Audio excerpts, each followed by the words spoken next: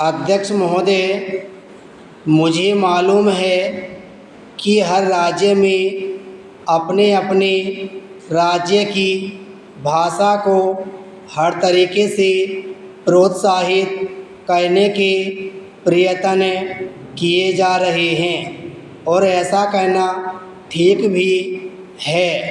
केंद्रीय सरकार में भी एक साहित्य अकादमी है जिसका मैं अध्यक्ष हूँ, जो भारत की उन सब भाषाओं से संबंध रखती है जिनका हमारे संविधान में उल्लेख है।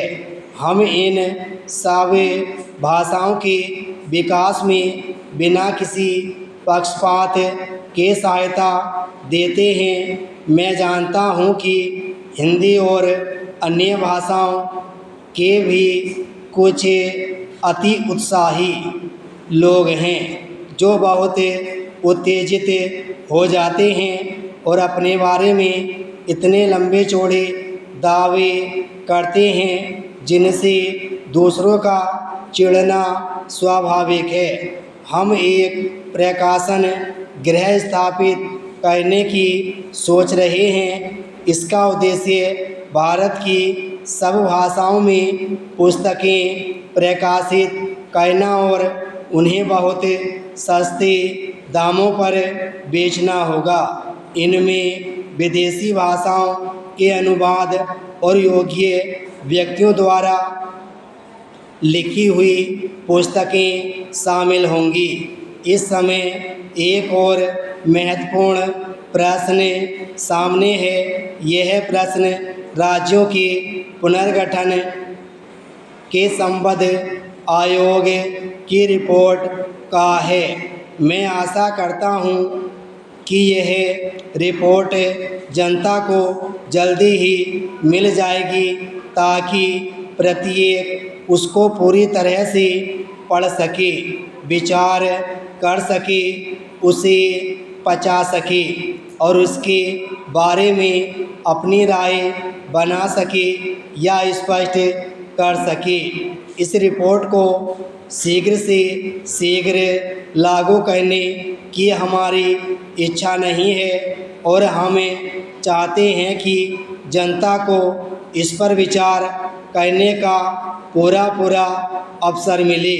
इसीलिए हम सरकार के इस पर विचार करने या अपनी राय बनाने से पहले इसे प्रकाशित कर रहे हैं।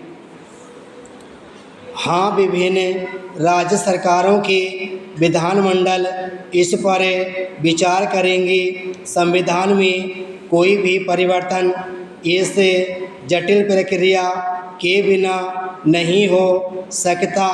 इसके पीछे उद्देश्य यह है कि राज्यों के पुनर्गठन के प्रश्न पर हम सब को यथासंभव शांति से और भावना से ऊपर उठकर विचार करना चाहिए।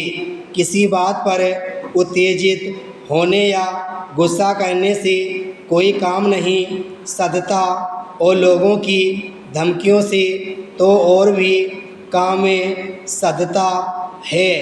आजकल धमकी का एक आधुनिक तरीका और निकला है जो बड़ा अजब और दुर्भाग्यपूर्ण है। भूख हड़ताल की धमकी। जब सबके हित अलग अलग हों तो कोई व्यक्ति क्या फैसला कर सकता है? फिर तो वास्तव में फैसला करने के दो ही रास्ते रह जाते हैं। एक ज़बरदस्ती का, जोर का, हथियार की ताकत का, जिसे आज डंडे की ताकत कह सकते हैं। दूसरा तरीका लोकतंत्रीय तरीका है जो विचार करके, बहस करके अंतिम निर्णय करने का है। जैसे निर्णय को सभी स्वीकार करें। यह स्पष्ट है कि हम इस प्रश्न का या किसी भी प्रश्न का शस्त्र बल से निर्णय नहीं करने वाले हैं, यह चीज़ बिल्कुल अलोकतांत्रिक होगी। इसलिए हमारे पास केवल यही रास्ता बच जाता है कि आपस में मिलजुल कर बैठें और पूरे विचार विमर्श के बाद लोकतंत्रीय रीति से फैसला करें। वर्तमान दशक में यह प्रवृत्ति और भी तेज़ी से बढ़ी है, क्योंकि सरकार ने स्वैच्छिक संगठनों के जरिए अपने कार्यक्रमों के क्रियान्वयन के लिए अतिरिक्त कोष आवंटित करना शुरू कर दिया है।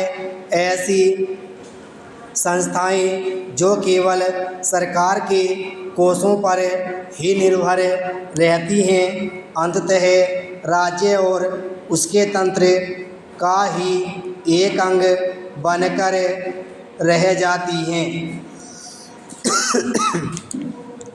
इसी प्रकार विदेशी कोषों पर निर्भरता भी बढ़ी है। विशेषकर वर्तमान के दशक के उत्तरार्ध से इन कोषों को प्राप्त करना सरल हो गया है।